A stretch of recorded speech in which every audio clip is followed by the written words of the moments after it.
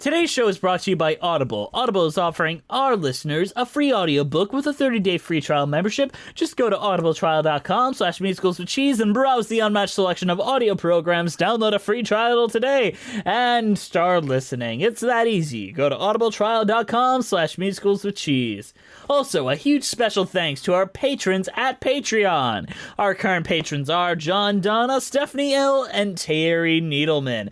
They give us a little extra financial support that helps us keep the lights on here at Musicals with Cheese. If you would like to join them in supporting us and get tons of fun perks such as patron-only commentaries, and Andrew and I are doing a Cats commentary very soon that'll be posted there, only available to Patreon donators. So I can't wait to find out what Cats is about. We're gonna do that together as a team. So if you want to see that, start donating on Patreon. Also, you will get our episodes a few days ahead of time if you join in the fun at Patreon, so aren't you lucky? All right. Andrew, do you want to talk about our affiliate link? Our affiliate link is for Amazon. It's in the description. And basically, you click that link, you go to Amazon, you buy anything you want. We're going to get a portion of that because you love us and love to support us. It doesn't cost you any extra. You're just supporting us for buying things you're going to buy anyways. So do it. Just do it. All right, guys, let's get... What's the argument? I'm not even selling you anything. You're going to buy it anyways. Let's get on to the real show, folks.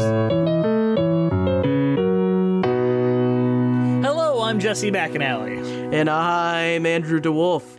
And welcome to Musicals with Cheese, a podcast where I try to get Andrew to like musical theater more. And boy, is he, you're doing a real good job with this liking musical theater thing. You're really killing it today. You asked to do more Muppet material. Yeah, I meant good Muppet material. You did not specify. We were gonna do it in order. You said that. You broke your promise, Jess. This is a betrayal. This is treason. You're going to the 9th circle of hell. I have reported you to the cyber police. You've been reported, and they take this shit seriously, okay? This is high treason. I've backtraced it. Jess, what the fuck are we talking about today, Jess? How about you tell the people? Today we are covering the Muppet Wizard of Oz. Oh, no.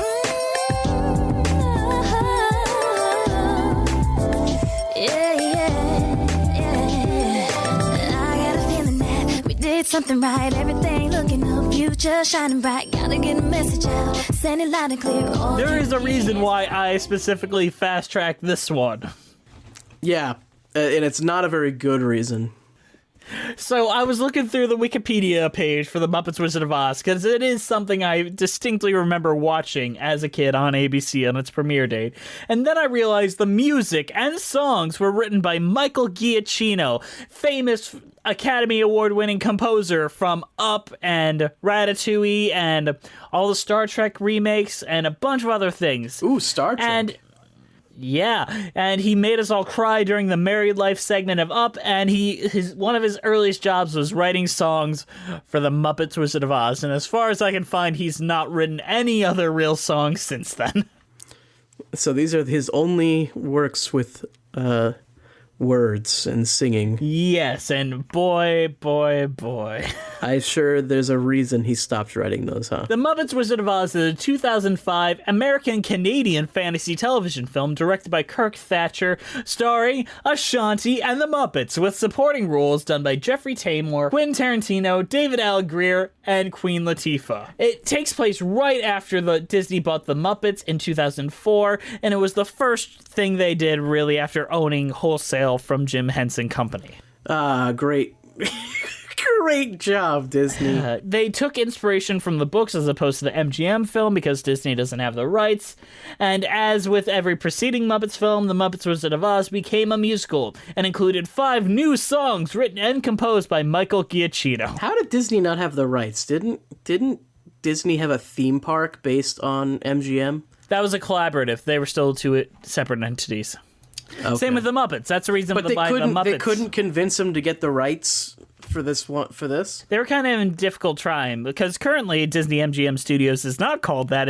I think it's called Disney Hollywood Studios or Yes. something like that because of the tumultuous. I thought it was because MGM went under or something like that. That also happened. Yeah, So the reviews to this show were very negative. catastrophic. Yes, a lot of reviewers said it was too dull and just kid stuff, and other reviewers said that it is dangerously off course due to an excess of sexual content and violence, referential humor to the marriage of Jennifer Lopez, Girls Gone Wild, The Passion of the Christ, Apocalypse Now, and Kill Bill Volume 2 was just seen as too mature. And a lot of the cameos felt pointless to a lot of folks. But Andrew, what was your overall impression of The Muppets Wizard of Oz? And how does it compare to the other two Wizard of Oz properties we've covered before this? I would have rather seen a Kermit the Frog as Jesus Christ, Passion of the Christ. That would have been a better film. The Muppets Passion of the Christ. Stop it! And it's Swedish ship. Whip. Whip. That would be an instant classic. On the other hand, this, no, I hated this. But you love the Muppets. You really do. You said that before. It doesn't have the Muppet sense of humor at all, I don't think. It's like Disney bought the Muppets, but they didn't buy their soul, like they just bought the skin. So this film is something of my childhood, and there are some elements I remember haunting me very specifically. What's that? One of them was the melting of the Wicked Witch, which is just horrifying looking. Yeah, it's like, oh, I'm just getting skinnier, and then monster. Another was the decapitation of Kermit, where he's like dismembered all over the ground and shit. They did that with all the Muppets, didn't they? It was horrifying. Yeah, I mean, it just doesn't feel like a Muppet movie at all. Despite the Muppets very much being in it. Plus, you got, like, whoever the hell Ashanti is, just... Ashanti, I'm sure she's a very talented, whatever Maybe. she is, performer. But she is not a charismatic performer, and she does not have comedic timing that suits the Muppets at all. Yeah. Also, it was, like, painfully obvious that they didn't have a budget on this. Or at least not a good budget. Like, you'll notice that, like, there'll be, like, dance scenes with the Muppets, but they don't show their feet. They just have tapping sounds. It's like, come on. I mean, it's a TV movie, yeah. Why is this a TV movie as well? Like, you bought the Muppets, which is a pretty decent-sized property, and the first thing you're gonna do with it is a fucking TV movie? Disney, like, come on. I don't know what to say about this. Like, I'm baffled that it existed. I remember watching it as a kid and being super excited because I'm like, I love The Wizard of Oz and the Muppets make me laugh. Yay, I can't wait. And then it's horrifying. It's bad and just terrible. Compared to Wicked, Wicked is just a fucking masterpiece compared to this. And Wicked's pretty good, so I mean, that's not a fair comparison at all. Even The Woodsman is I love The Woodsman, but this takes more elements from the book the same way that The Woodsman does. Like, it takes the basic premise of The Woodsman and puts it to Gonzo's Tin Man. The Woodsman has more mainstream appeal than the Muppets Wizard of Oz. Isn't that weird? You know, The Woodsman never mentioned his nipples. The Woodsman is a better representation of the Jim Henson Company than the Muppets Wizard of Oz. It is a better Muppet property, yes. Oh, We love you, Edward. Come back on our show. for real though, this is fucking garbage. Can we talk about how it opens? Can we please talk about how it opens? Yeah, I feel like this is the closest. This is the first podcast we're ever going to do that feels like a fucking Nostalgia Critic episode, because we're just going to go through this I cannot wait for us to have a guest on who, like, does really bad stuff and then we get in a lot of trouble for it. Yeah, we'd get in trouble first. Sometimes you gotta get out of Kansas. Gotta get out. And sometimes you gotta take your chances. I'm the answers. No one ever made it, just waiting around for the big 50 minutes in a two-big town. Okay, yeah, the opening to this is... hot fucking garbage. It starts with a song called Kansas. When it first started, I thought I had purchased the wrong movie. It is overexposed, disgusting looking, and it later becomes obvious they're trying to do the black and white thing from the MGM film, but they're just desaturating Kansas. Yeah, the song is bad. Oh my god, and it's visually, like, visual aids. Good pun there. Oh. Like, it is Okay. overexposed, ugly. Like, do you want me to just do a dramatic reading of the lyrics? Absolutely. Give us your best dramatic reading of the lyrics. All right, here's the chorus. Sometimes you gotta get out of Kansas, and sometimes you gotta take your chances. 'Cause no one ever made it just waiting around for the big fancy menace in the 2-bit town. One thing I know is crystal clear. I gotta get out of here. And picture that, but it's the worst 2004 pop song you've ever heard in your life. I think the fact that this is just trapped in 2004. You know what this movie, like the opening especially, it feels like That's So Raven or like some Disney Channel show. This is It does, but at least the Disney Channel shows or movies have a little bit of heart to it. I'm not gonna lie. yeah, like I would honestly, I think I'd rather watch High School Musical than this. Like really, not an exaggeration. High School Musical, the characters have arcs, it takes its story seriously, it has stakes. Yeah, and it doesn't like horrifically ruin the Muppets. It doesn't ruin the Wizard of Oz and the Muppets in one. Yeah, just in one go. swoop. They're taking as many targets down as they can. They're like Wizard of Oz, the Muppets, all it's pop music from 2000s. Take them all down. Ashanti plays Dorothy Gale. She goes back to her diner where Aunt Elm and Uncle Henry are, as played by Queen Latifah and David Alan Grier, respectively. And this is not the last time David Alan Grier is in a Wizard of Oz property, because later he played the Cowardly Lion in NBC's The Wiz. Fun fact. And that is much better than this, I will say that. That's excellent. I'm glad that freaking this guy gets his redemption arc. So she wants to become a famous singer, and that's her character arc, is she wants to be a famous singer. And so she goes to audition for the Muppets. This is the weirdest thing. So she goes to audition for the Muppets, who are real. They're just celebrities in this world. Like Kermit the Frog is a big celebrity. I thought what it was going to do is, like, when she goes to Oz, the Muppets are there because the Muppets are like this fantasy thing. But no, the Muppets are real in real life. And in the 5 seconds she spends in the Muppets, they reference both Girls Gone Wild and Napster. Yes, Napster. There was a Napster reference. Miss Piggy says she's going to get her album off of Napster. That's an obscure member berry, that is. Remember the Napster? Then Dorothy goes home angry that she didn't get the port that she wanted. Okay, also, the Muppets talking about Girls Gone Wild is not okay. Maybe if it was like Chickens Gone Wild or something like that, like if they did one of those. But no, like just straight up Girls Gone Wild, me picturing the Muppets watching that or knowing of that existing, not okay. Yeah, so Dorothy goes home, her Uncle Henry and Aunt Em are like, "Where you been, Dorothy?" And she's like, "I'm never gonna be a star." Then a twister comes, and she's like, "Oh no, I've got to save my pet prawn, Toto." And then she basically almost gets killed. She gets flung away to Oz, and her prawn is now literally the worst Muppet, Pepe. Pepe the King Prawn. Is this his first appearance? I don't think so. I think he appeared probably in Muppets in Space. I remember him being in Muppets in The Space. first two Muppets we're introduced to are both garbage, like, 80s Muppets, I think.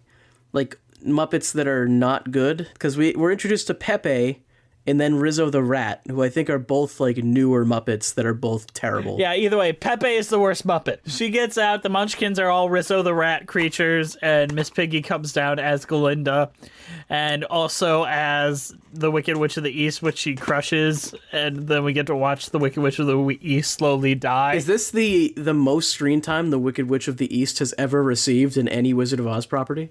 Wicked. Wicked? Which one was the Wicked Witch of the East? Nessa Rose. I don't remember that character. What did she do? Dude, she was in the wheelchair. Oh, she was the Wicked Witch of the East? Yes, she got crushed by a house. There's a song entitled The Wicked Witch of the East. Oh, shit. Did I forget about this whole section of that thing? I watched that twice. I'm starting to think the reason why Andrew doesn't like musicals is because he doesn't pay attention. I watched that twice, and I missed that. Okay, no, you're right. But, I mean, she's not really the Wicked Witch of the East. That's Wicked. That's like a fanfic. It's a good fanfic. But yeah, that's fair.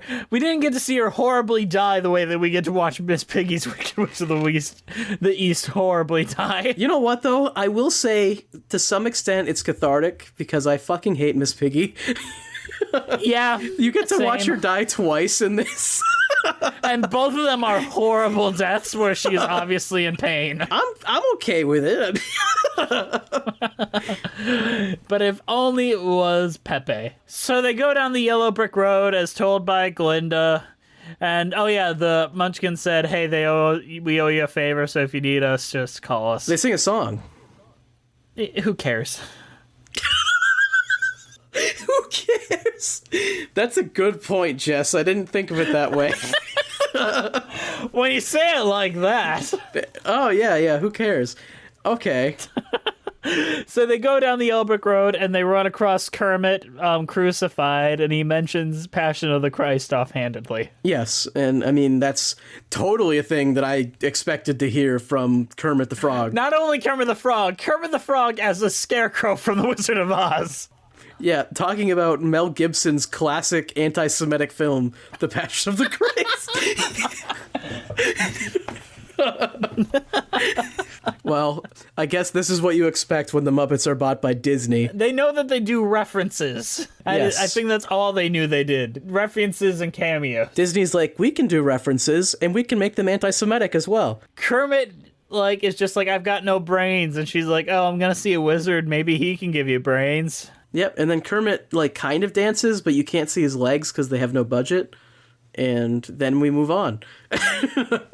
Yeah, literally nothing happens in that scene. The most interesting reason to bring it up is the fact that they reference Passion of the Christ. Yep, that's really the only reason we talked about that part. Let's talk about this next scene, because this one is something near and dear to us, right? Since we've both seen The Woodsman. The Woodsman is a very good, musical, written by friend of the show, Edward W. Hardy, who has honestly been a really nice and kind supporter ever since, both personally and, of our show.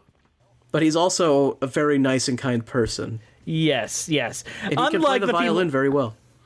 Yeah, unlike the people that made the Muppet Wizard of Oz, who took the story of the Woodsman and turned it into Gonzo being a computer program that was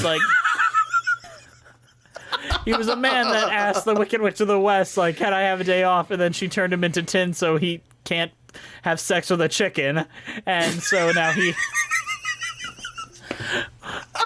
Andrew's laughing, but I'm not getting any of this plot wrong yet.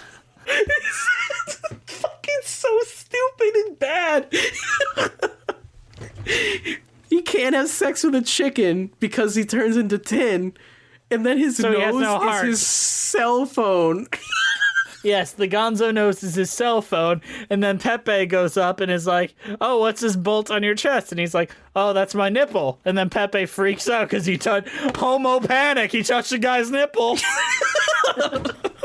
Literally, I didn't expect gay panic in a fucking Muppets movie. Oh my goodness. Thank you so much for this blessing, Disney. Yes, Disney.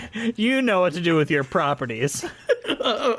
Where's Kevin Feige to run the Muppets? Everyone excited for Aladdin.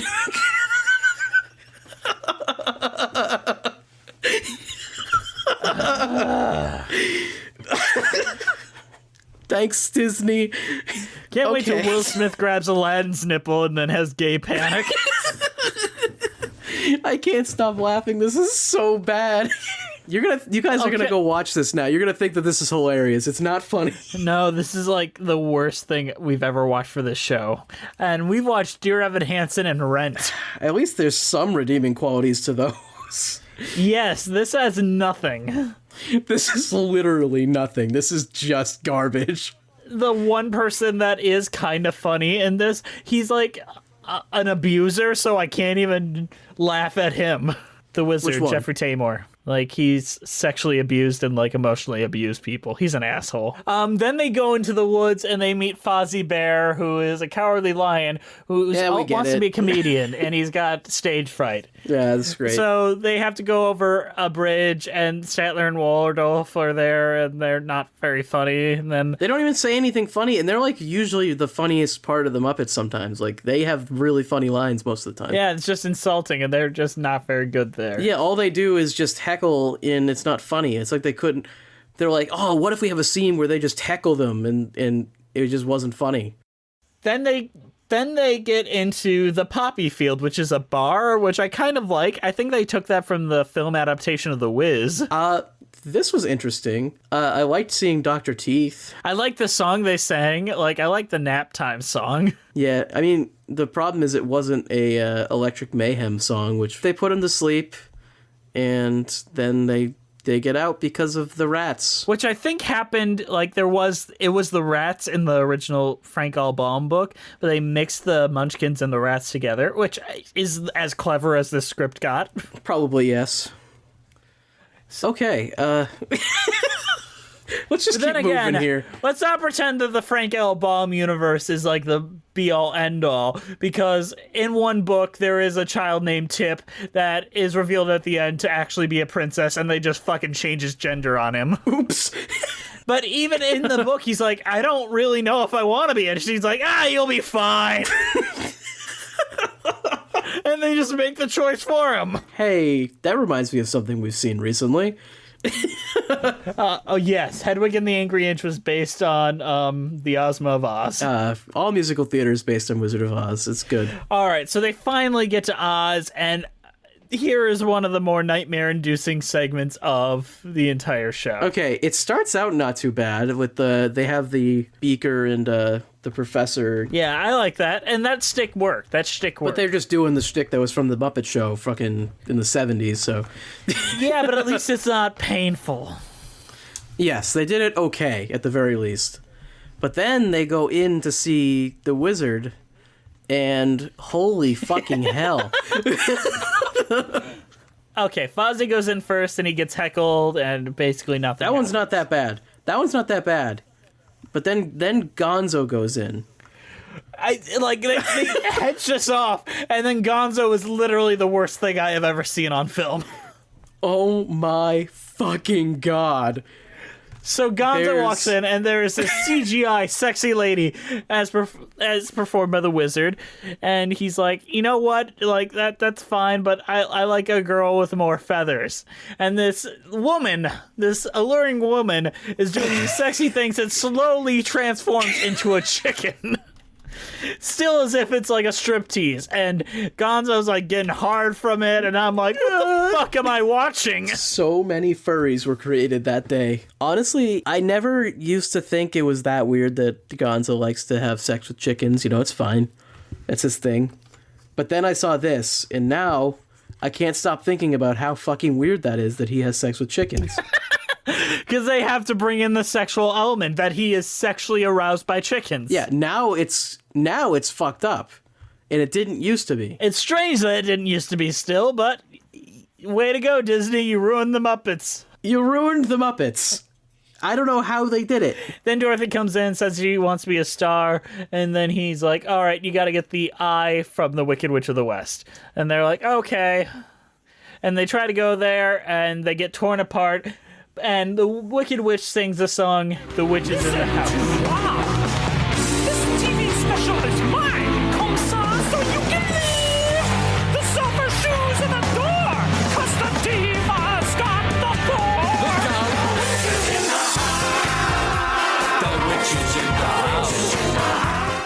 even know what to say to this. It's such a bad song. This was written by someone who has won awards for their music. Are you sure? Are you sure there wasn't a second writer for the songs? Do you want me to do a dramatic reading of the lyrics? Absolutely. I think that is something we should do. I like that even on the lyrics site, it spells Muppets like Mumpets. Mumpets? There's only one room for one rock goddess in the Oz, and you've lost your bloom. Poor thing already was. Pay attention, listen to moi. This TV special is mine, comme ça. So you can leave the silver shoes at the door, 'cause this diva's got the floor. This witch is in the house. This witch is in the house. This witch is in the house. This is my scene. This is my set. I may be gorgeous, but I'm bad as they get. You better run, 'cause you ain't seen nothing yet. This witch is in the house. This witch is in the house. This witch is in the house. So basically, this is genius writing, 10 out of 10. There's no good songs in this whole thing. Isn't that the worst part about it? There's no good songs. Not only is there not very many songs, none of them are good. Okay, so I misspoke. Michael Giacchino worked with Jenny Lurie, Adam Cohen, Deborah Frank, and Steve Hayes to write the songs. Okay. And it was nominated for a Primetime Emmy, and it lost to Reefer Madness the Musical. Good. So they get Dorothy gets kidnapped by the witch along with the Cowardly Lion. They defeat her by pouring what was it, bottled water on her? Like tap water on her. No. They pour non-bottled water on her. So this, not only on top of all the things wrong with this show, everything that they do, where they ruin the Muppets, they ruin Wizard of Oz, they ruin music, they also are advocating for bottled water. Great fucking job, guys. Global warming is real now, okay? Because of this show. Because of this show, landfills are filling up with bottles. Fuck you.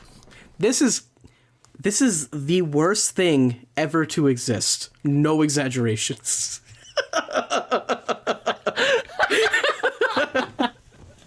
You know, I wasn't with you until you said no exaggeration.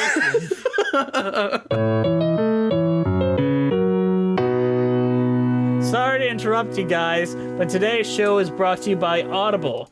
Audible is offering our listeners a 30-day free trial membership and one free audiobook with your whatever. I don't care. I can't read. We're talking about the Muppets, the Wizard of Oz. This is... I can't even think straight. Go to Audible and get a book. Books are good. Books are good. Today we're recommending The Wonderful Wizard of Oz by L. Frank Baum, as narrated by Anne Hathaway. Because, you know, that is a better interpretation of this story than The Muppet Wizard of Oz. I mean, I think every interpretation of this story is a better interpretation than The Muppet Wizard of Oz. Return to Oz, it's better. Legends Literally, of Oz, yes. starring Leah Michele, that's Yep. better. Oz the Great and Powerful, I don't know. That's another Disney Wizard of Oz thing. It's still just better. It's better. I mean, come on. It can't be worse.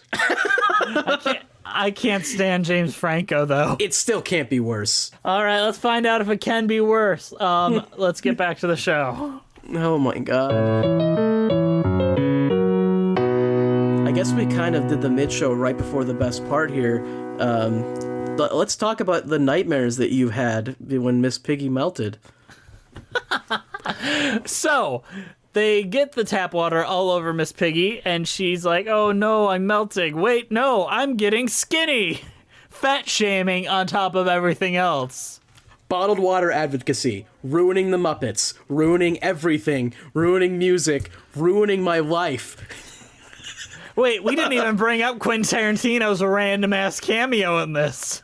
I don't even remember it. What did he do? Like, Dorothy and the witch were about to fight, and then we just cut to Quentin Tarantino describing... Oh, right, yeah. Quentin Tarantino just describes a bunch of, like, really violent shit And then they decide not to do any of it because it'd be too much money. Hilarious. Either way. And then a CGI monster pops up when Miss Piggy transforms into mush. And it's horrifying, and she is obviously in agony. I was a little bit fucked. Okay, so what happens next? They go back to Oz. They got Dorothy the eye. gets the eye. She has control of the flying monkeys because she loves slavery. Everyone loves slavery. Fuck it. Who cares? They're not even monkeys in this. They're bikers. So they're not even like animals. They're actual like bikers, like people. This film steals more from the Wiz film than it steals from like the actual Wizard of Oz. Are they bikers in that? Yeah. Fair enough, yeah. So she goes there, she sees the Wizard of Oz is not really a CGI sexy chicken, but Jeffrey Tambor. And honestly, I'd prefer the sexy chicken at that point. Who's that guy? He doesn't matter. He's a rapist. He graduated from my university, though. That's the only thing I know about him. And I remember after the allegations came out about him, they took down all of his pictures from the hallway. They used to have a big mural with just his face, right? Like, he was listed among, like, the other acting, like, people, and then they took him down. How the mighty have fallen. Maybe don't be an asshole.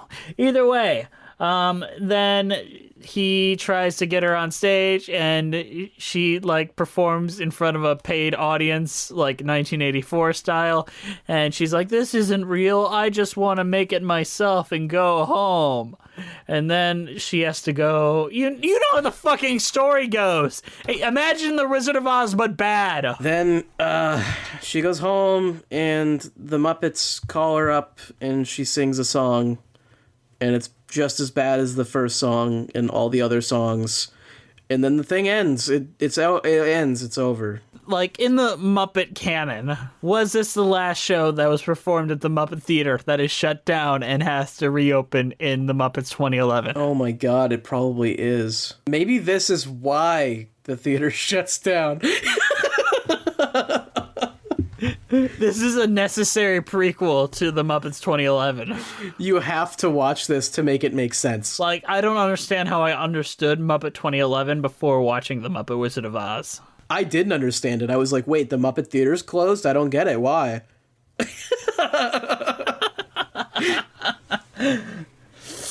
I think this is so bad. the worst parts of this are Pepe never dying, Dorothy never dying, the rest of the characters never dying. This And show the Passion of the Christ reference. What's your favorite part, Jess? My favorite part? I know you chose those words very carefully. And that makes me hate you even more. There's nothing to like here. What's your favorite part, Jess? When it ended.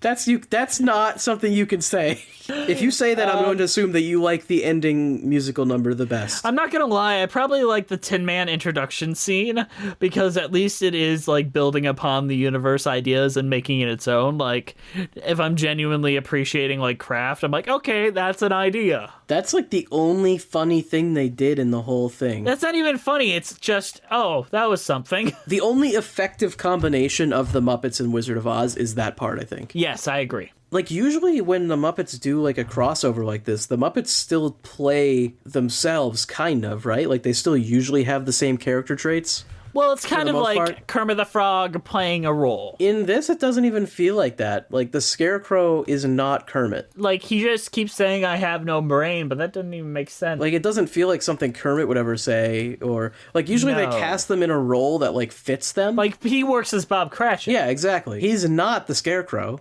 It doesn't make sense for him No. to be the Scarecrow. The only thing that does make sense is the Scarecrow falls in love with one of the witches, which, as we know from Wicked, is accurate. Yes, thank you. We were all thinking it, but somebody had the balls to say it. Okay. I want the Muppets Wicked. Like, if they ever make a film adaptation of Wicked, just put the Muppets in it. I will say that the Muppets Wizard of Oz is a concept that I thought would work. And it absolutely didn't. At all. Andrew had faith and you took it for granted. Like, really, though? I mean, it seems like I've seen, like, the cover for this, and it's like, oh, the Muppets are on the Yellow Brick Road, and it's like, how does that not work? Yep, they fucked it up, Andrew. They fucked it up bad. What's your cheese rating, Andrew, and overall thoughts? I thought we did overall thoughts first, then we did cheese rating. No. Fuck it, I don't care. This doesn't mean anything. You're the Tin Man. I'm the lion. I'm scared. Oh my goodness. Waka waka. Wait, no, that's you. Okay, overall thoughts. This was the worst thing I've ever seen. After I watched this, I messaged Jess and said that this was the worst Muppets property and the worst Wizard of Oz property I've ever seen in my life. It is the worst thing we've ever watched on this show. Holy fucking hell. Don't ever watch this, ever. What are your overall thoughts, Jess? I thought it was really charming, and I think it would be really good for kids. Shut your fucking mouth. I thought the references to sexual material with a gonzo creature and a chicken was really an endearing moment. I especially love the Quentin Tarantino cameo because all kids love Quentin Tarantino. And they know who he is, and they can easily recognize him. Yes, he is not just some random balding dude with a lisp that talks really fast. Also, I love the reference that he makes to anime, because that's something that all kids watching Muppet properties will understand. I masturbate to anime every day, so I felt That's like very it appealed true. to me. Yeah, I watch anime Girls Gone Wild while watching Passion of the Christ on a second screen, just to get extra hard. All right, you ready for my cheese rating? Absolutely. What's your cheese rating? Green Dirt Farm Fresh Nettle. Okay. Does it taste bad? I really hope so. If it's got a name Green Dirt Farm, fuck it. Fuck it. Okay, my cheese rating is... I didn't think I was going to be this angry by the end of this. Honestly, I was like, oh, Muppet Wizard of Oz, this will be fun. And here I am just actually fucking angry. My cheese rating is, like, you have a party, and there's cheese, like, on a plate, and one of the pieces of cheese doesn't get eaten, and it gets thrown into the trash, and then it gets brought to the dump, and 3 years later, someone finds this piece of cheese and eats it, and that's my cheese rating. So you liked it? Or maybe it's cheese made from the milk from Michael Eisner's nipple. On that note, today's show is brought to you by Audible. Audible is offering our listeners a free audiobook with a 30-day free trial membership. Just go to audibletrial.com/musicalswithcheese and browse the unmatched selection of audio programs. Download a free title and start listening. It's that easy. Go to audibletrial.com/musicalswithcheese. All right, thank you guys for listening. We could be found on iTunes, Spotify, Stitcher, all iTunes and like other stuff podcast places at Musicals with Cheese. Follow us on Twitter at Cheesy Musicals. We're on Patreon at Musicals with Cheese. We're going to be doing a commentary on the musical Cats coming up, so you want to start donating on our Patreon. And I really hope it's better than this. Our Instagram is Musicals with Cheese. Our YouTube page is Musical Theater Lives. Shoot us an email at musicaltheaterlives@gmail.com. Our title card is created by Jolene Casco. Is there anything else you want to say before we wrap it up, Andrew? Absolutely. Are any of us going to be buying anything on Amazon soon? Because if you are, use the link in the description for this episode to let us have some of that money. It doesn't cost you any extra. We just get part of the money. So we love you if you do it. Thank you. All right, that's it from us on Musicals with Cheese. I'm Jesse McAnally. And I'm Andrew DeWolf, and we never really do this sort of exit, but I guess we're doing it now. We're off to see the wizard, the wonderful Wizard of Oz. See you next time, I guess. Let's do Munchkins, guys.